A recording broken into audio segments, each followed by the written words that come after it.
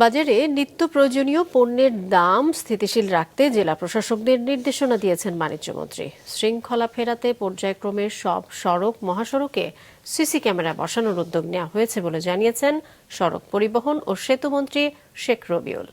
জেলা প্রশাসক সম্মেলনে অংশ নিয়ে এসব কথা জানান তারা। আরও জানাচ্ছেন ওবায়দুল কবির।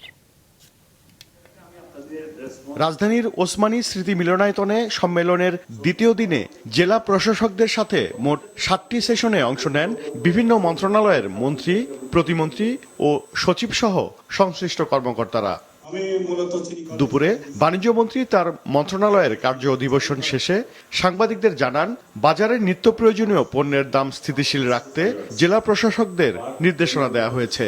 পাশাপাশি কোরবানির পশুর চামড়া যেন নষ্ট না হয় সেটিও তদারকি করতে বলা হয়েছে। আগামী দিনে দ্রব্যমূল্য স্থিতিশীল রাখার জন্য বেশি বেশি নজরদারি ইত্যাদির বিষয়ে তাদের কাঙ্ক্ষিত ভূমিকা, স্টোরেজ ফ্যাসিলিটি তৈরি, স্ট্র্যাটেজিক রিজার্ভ তৈরি, সমন্বিত একটা বাজার ব্যবস্থাপনা, এই সমস্ত আমাদের আগামী দিনের পরিকল্পনা সম্পর্কে তাদের আমরা সংক্ষেপে ধারণা দিয়েছি।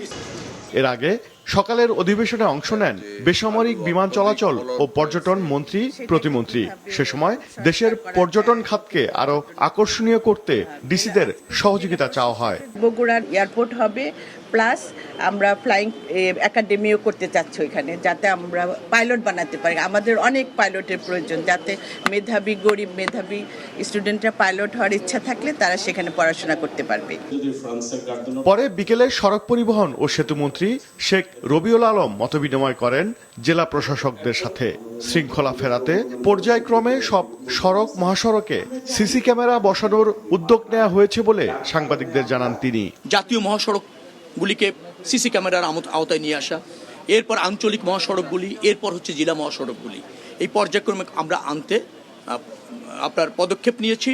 সরকারের যে সড়কে অতিরিক্ত পণ্যবাহী যান চলাচল বন্ধ করতে জেলা প্রশাসকদের নজরদারি বাড়ানোর নির্দেশ দেওয়া হয়েছে বলেও জানান মন্ত্রী। সেগুলিকে শৃঙ্খলার মধ্যে আনার একটা চেষ্টা আছে। ধন্যবাদ সবাই। ওবায়দুল কবির, মাছরাঙা সংবাদ, ঢাকা।